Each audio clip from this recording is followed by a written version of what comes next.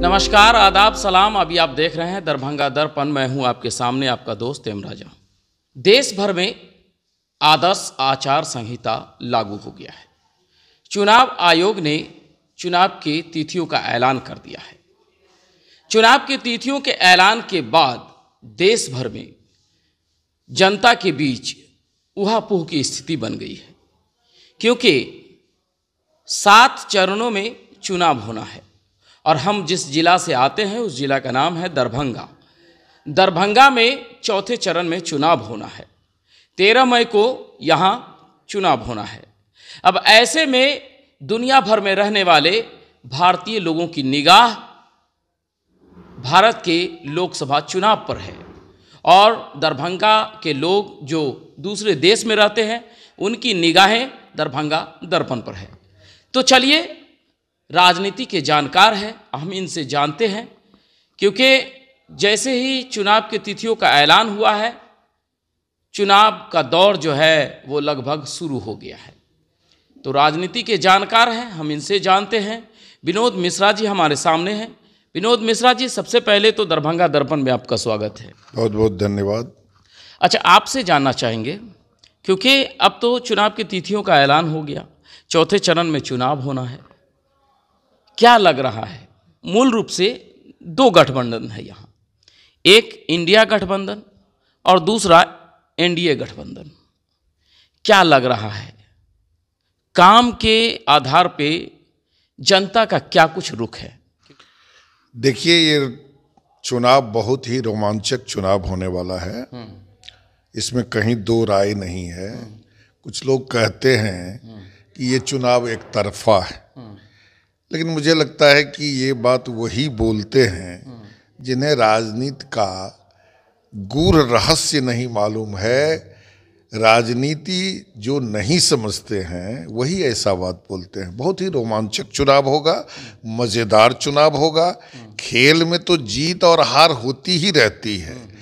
जब आदमी लड़ता है तो कोई जीतता है, कोई हारता है। तो मैं ये कह दूं कि ये इस पक्ष की जीत होगी, इस पक्ष की हार होगी, ये उचित नहीं होगा। लेकिन एक बात समझ लीजिए, जो ये बहुत ही रोमांचक चुनाव होगा और लोगों को बहुत मज़ा आएगा।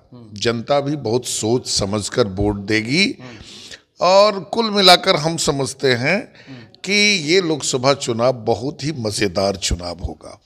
अच्छा, हम लोगों ने अभी देखा है कि खास करके अभी जहाँ जहाँ भी विधानसभा का चुनाव हुआ है और जहाँ क्षेत्रीय दल रही है, वहाँ कहीं ना कहीं भारतीय जनता पार्टी को बहुत ज़्यादा परेशानी हुई है।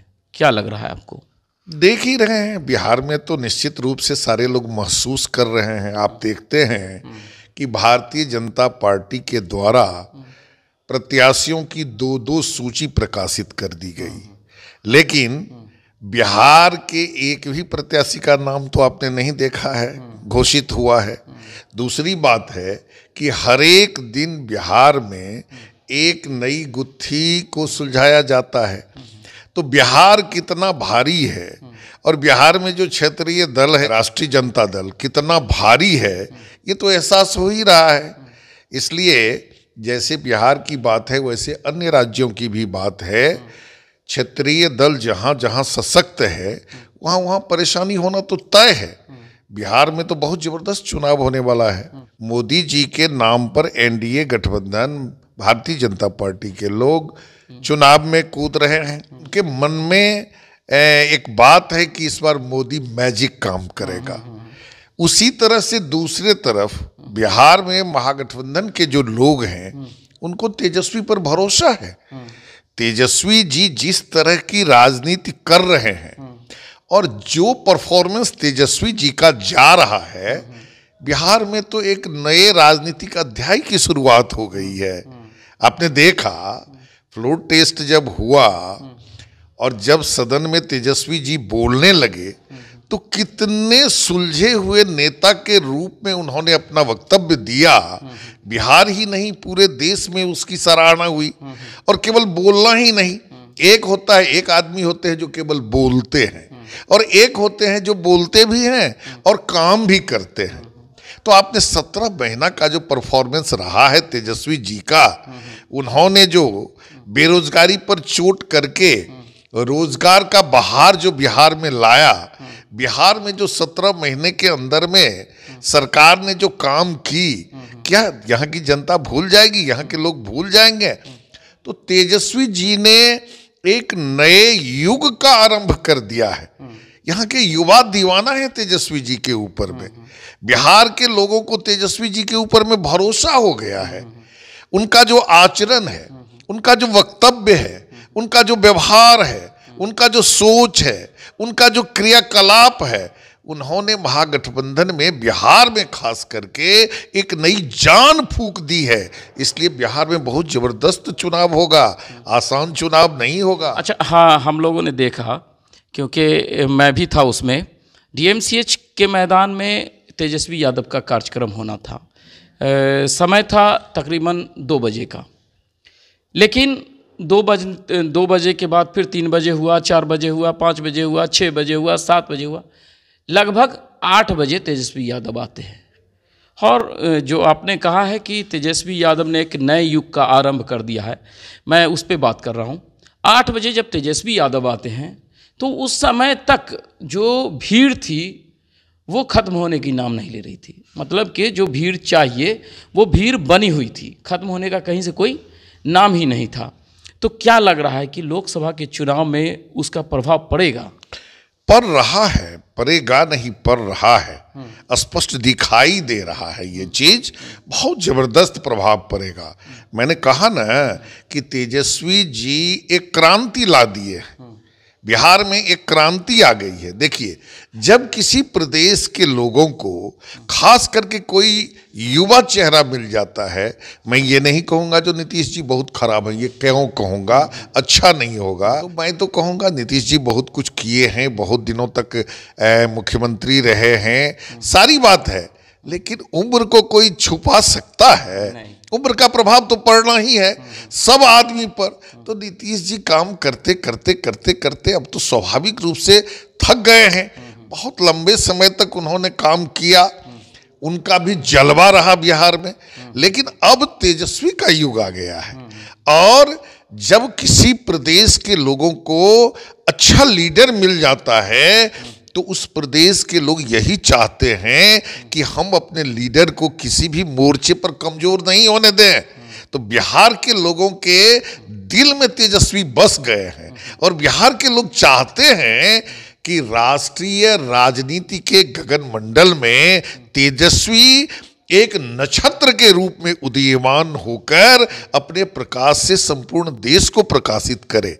इसलिए लोगों की सहानुभूति तेजस्वी के साथ है। इसलिए कोई भी व्यक्ति, मैं कहना चाहूंगा कि जो लोग राजनीति कर रहे हैं ऐसी गलती ना करें कि तेजस्वी को हल्का से लेने का कोशिश इस चुनाव में करें। तेजस्वी जी तुर्क का पत्ता साबित होंगे और वो करिश्मा करके इस चुनाव में दिखाएंगे कि लोग याद रखेंगे और समझ जाएंगे कि तेजस्वी के अंदर में क्या जज्बा है, क्या जोश है, क्या समझदारी है और क्या करिश्माई नेता वो है। तो दोनों तरफ के कैंडिडेट का नाम जब आप सुनेंगे तो लगेगा जो हाँ रोमांचक मैच होने वाला है। न ये टेस्ट मैच होने वाला है, न ये वनडे मैच होने वाला, ये 2020 का मैच होगा और बहुत ही मजेदार मैच होगा। तो अभी थे हमारे सामने राजनीति के जानकार हैं विनोद मिश्रा जी, हमारे सामने थे। इन्होंने दरभंगा समेत पूरे बिहार पर चर्चा की है और पूरे बिहार नहीं, देश भर की राजनीति पे इनकी नज़र है। और ऐसे में देश भर की जो राजनीति चल रही है उस पे इन्होंने जो अपना बेबाक अंदाज़ है, जिनके लिए जाने जाते हैं, उस अंदाज में इन्होंने अपनी बात को रखा है। अब देखना यह है कि दरभंगा लोकसभा, क्योंकि यहाँ मुकाबला 50-50 का हो गया। 4 बार राजद कोटा से रहे मोहम्मद अली अशरफ फातमी, यहाँ से 4 बार विजय रहे हैं और 3 बार भाजपा के कैंडिडेट रहे कीर्ति झा आज़ाद, यहाँ से चुनाव जीते हैं। 1 बार गोपाल जी ठाकुर। तो अब यूँ कहें तो 4 बार राजद और 4 बार बीजेपी, मुकाबला 50-50। तो इस बार किसी भी दल के लिए दरभंगा आसान नहीं होगा। वो मुकाबला बड़ा दिलचस्प होगा। थोड़ा और समय दीजिए, समय नज़दीक आने दीजिए। जैसे ही कैंडिडेट के नाम का ऐलान होगा दोनों तरफ से, उसके बाद तुर्क का जो पत्ता है वो खोल दिया जाएगा। तो अभी आप देख रहे थे दरभंगा दर्पण, मैं हूं आपके सामने आपका दोस्त